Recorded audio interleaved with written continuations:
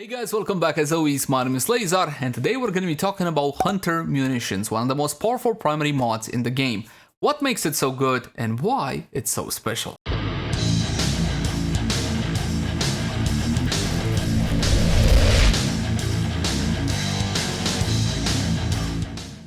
Hunter Munitions is a set mod drawn from the Hemo site during Operation Plague Star. Operation Plague Star is an event in Warframe which we haven't seen in quite a while. Thankfully, it is also drawn from Ghoul Purge bounties, and you can also trade for it. It states the following: 30% chance to apply slash on critical, and 25% companion damage on enemies affected by slash. The second part, the set part, the companion part currently is not really all that relevant in Warframe, since companions are only really used for active effects or stat sticks. However, Digital Extreme did promise us a full pet rework, so that one may become a whole lot more relevant. For the time being, we're going to be focusing on the active part.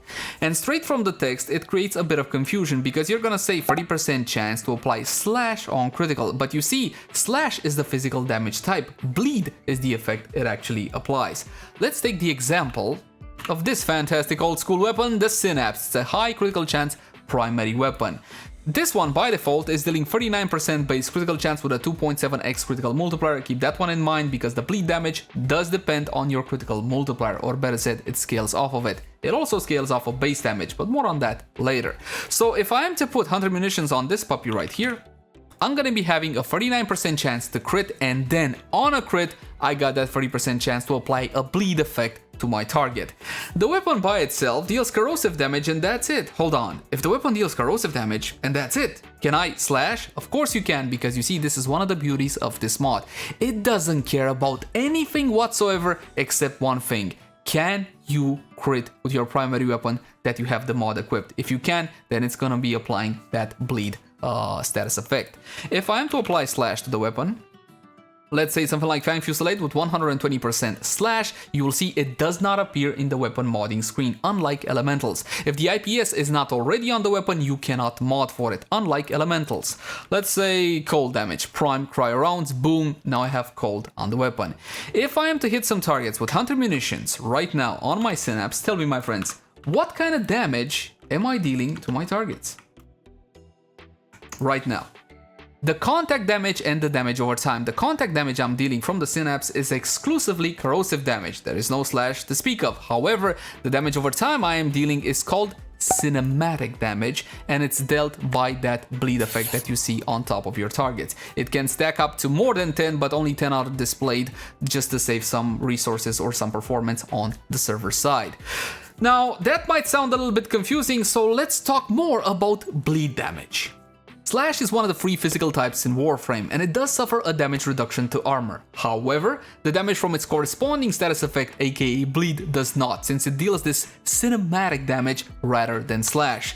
So you see, Hunter Munitions never hits your targets with any slash. What it does is apply that bleed status effect, which in turn deals cinematic damage, which is exactly what I'm after. Okay, fine, but how does the bleed actually work? Pretty simple. It applies a damage over time effect after a 1 second delay, dealing a tick of damage for each second for 6 seconds. And you can mod status duration to increase that, but normally it's not overly efficient.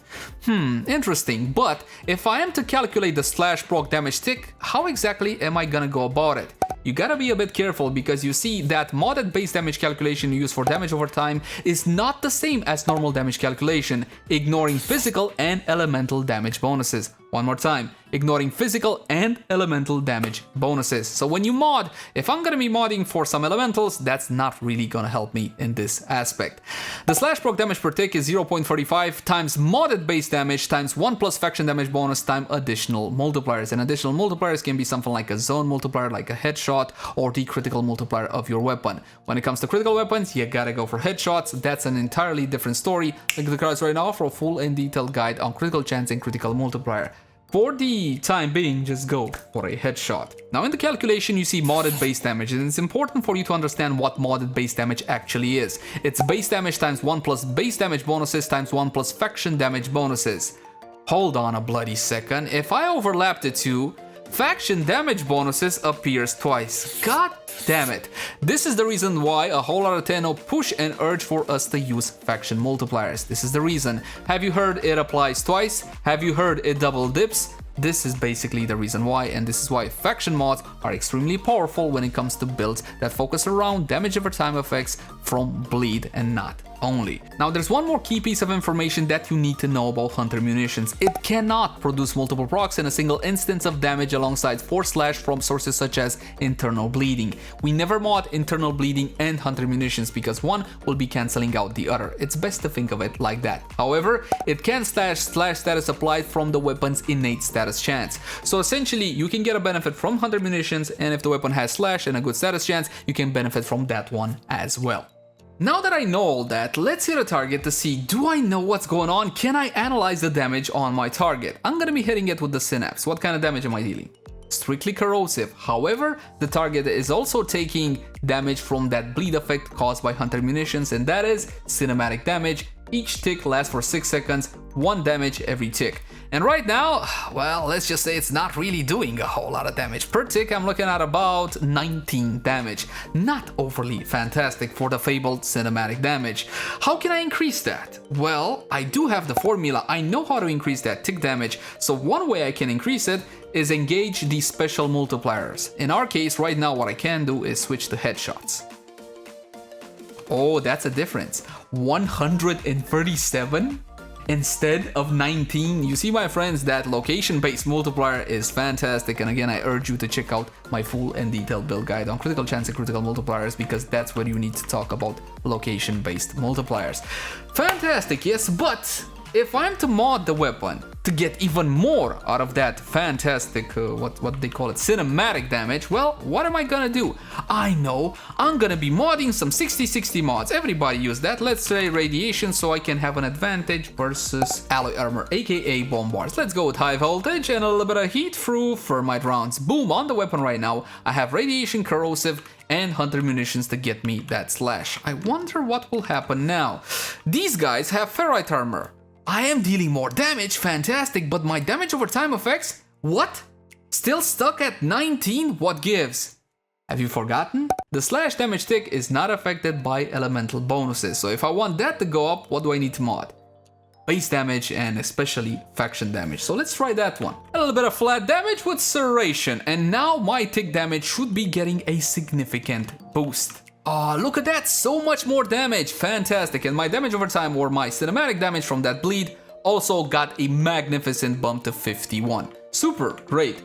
Now, if I'm to add some faction damage as well, which applies twice, well, I should be getting some fantastic results, right? Would you look at that? I don't have the normal Bane of the Corrupted maxed out. We'll just use the Prime variant with 55%. Wow, would you look at that damage? Fantastic. And my damage over time, that cinematic damage has gone up to 121.